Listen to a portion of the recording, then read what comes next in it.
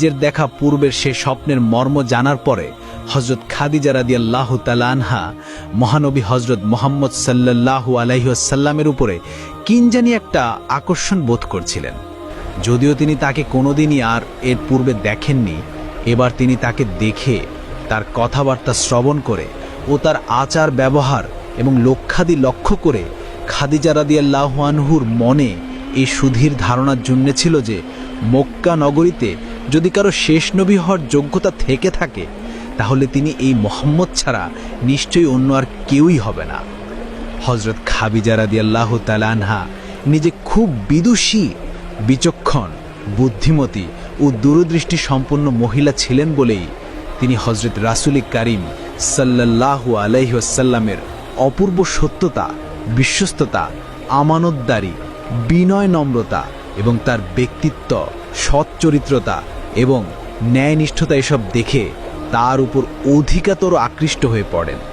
তিনি যেন তার উপর কেমন একটা হৃদয়ে টান অনুভব করতে লাগলেন। এই সময় তিনি মনে মনে ভাবছিলেন যে যদি এই ব্যক্তি শেষ নবী হন আর আমি যদি তাকে স্বামী রূপে বরণ করে তার দাসী রূপে স্ত্রী হতে পারি তাহলে আমার মতো ভাগ্যবতী নারী আরবে কেন, সারা পৃথিবীতে আর কেউই হতে পারবে না।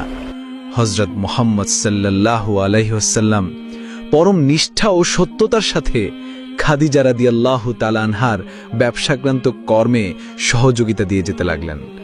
তার প্রত্যেকটি কাজের ভিতর দিয়ে সকল প্রকার গুণ, অন্য চরিত্র এবং সত্যতা, নিষ্ঠা আর শ্রেষ্ঠ যোগ্যতার পরিচয় পাওয়া যেতে লাগলো। হযরত খাদিজা রাদিয়াল্লাহু তাআলা আনহা তার এসব গুণাবলী দেখতে পেয়ে প্রেমেই তার ওপর অধিকতর আকৃষ্ট হয়ে পড়লেন। এমনকি তিনি আর বিবাহ করবেন না বলে যে প্রতিজ্ঞা করেছিলেন তা ভুলে গেলেন এবং নতুন করে সংসার করবেন বলে হযরত খাদিজা রাদিয়াল্লাহু আনহু দৃঢ় সংকল্প করলেন।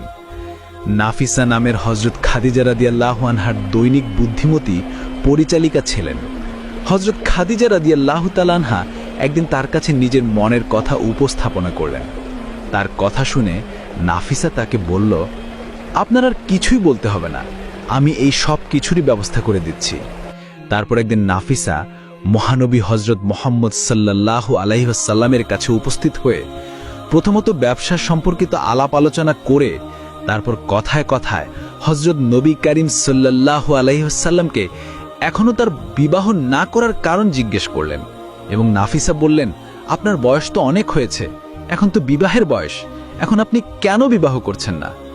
নাফিসার কথা শুনে নবী করিম সাল্লাল্লাহু আলাইহি ওয়াসাল্লাম বললেন, আপনি অবশ্যই আমার আর্থিকের বিষয়ে অবগত আছেন, আপনাকে আর নতুন করে জানানোর কিছুই নেই।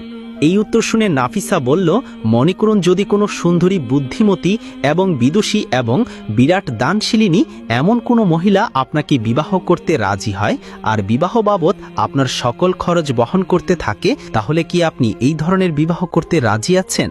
হযরত মুহাম্মদ সাল্লাল্লাহু আলাইহি ওয়াসাল্লাম জিজ্ঞেস করলেন, কে এমন মহিলা যে আমার জন্য এত কিছু করতে প্রস্তুত হবে? রাসূল আকরাম সাল্লাল্লাহু আলাইহি ওয়াসাল্লামের এই কথা শুনে তখন নাফিসা বললেন, সেটা তার বাবার কথা, তা আপনার নয়, আপনি কেবল আপনার মতামতের কথা আমাকে বলুন। তখন হযরত নবী করিম সাল্লাল্লাহু আলাইহি ওয়াসাল্লাম বললেন, এমন মহিলার পরিচয়টা জানতে পারি কি?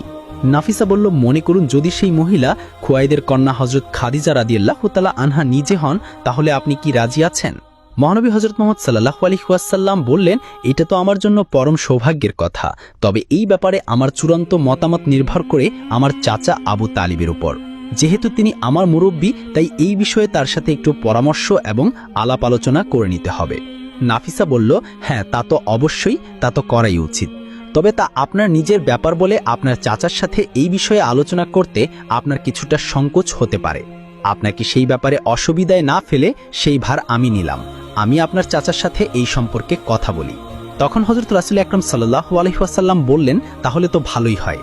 তারপর নাফিসা হযরত খাদিজা রাদিয়াল্লাহু তাআলা আনহার কাছে গিয়ে নিজের সাফল্যের খবর জানিয়ে সমস্ত কথা আনুপূর্বিক তার নিকট বর্ণনা করলেন।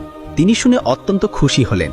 তারপর নাফিসা হযরত খাদিজা রাদিয়াল্লাহু তাআলা আনহার অনুমতিক্রমে আবু তালিবের কাছে উপস্থিত হয়ে তাকে বলল, আপনার ভাতিজা হযরত মুহাম্মদ সাল্লাল্লাহু আলাইহি ওয়াসাল্লামের সাথে হযরত খাদিজা রাদিয়াল্লাহু তাআলা আনহার বিবাহ হতে পারে কি? এই সম্পর্কে আপনার মতামত প্রকাশ করুন। আবু তালিব তার গরিব ভাতিজার বিবাহের ব্যাপারে নিজেই উদ্গ্রীব এবং চেষ্টায় ছিলেন, কিন্তু খাদিজার মতো এত বড় ধনী ব্যক্তি এবং বিদেশী মহিলা যে তার অভাবগ্রস্ত ভাতিজার সাথে বিবাহে রাজি হবেন সেটা তিনি ভাবতেও পারেনি। এইরূপ ঘটনা সাথিতামলে তা যে ভাতিজা মোহাম্মদের জন্য খুবই সৌভাগ্যের ব্যাপার হবে এইটা তিনি ভালো করেই জানতেন। তবুও আবু তালিব নাফিসার কাছে নিজের মনের কথা মোটামুটি প্রকাশ করে এমন জবাব দিলেন যে ভাতিজা মোহাম্মদের সাথে আলোচনা করে তার মতামত না জেনে আমি তো চূড়ান্ত কথা বলতে পারি না। তবে আমার ব্যক্তিগত মতামত হলো এটা খুবই ভালো প্রস্তাব।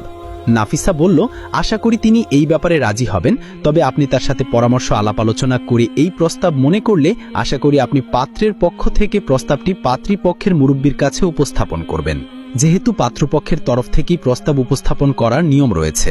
এই কথা বলে তখন নাফিসা তার কাছ থেকে বিদায় নিল।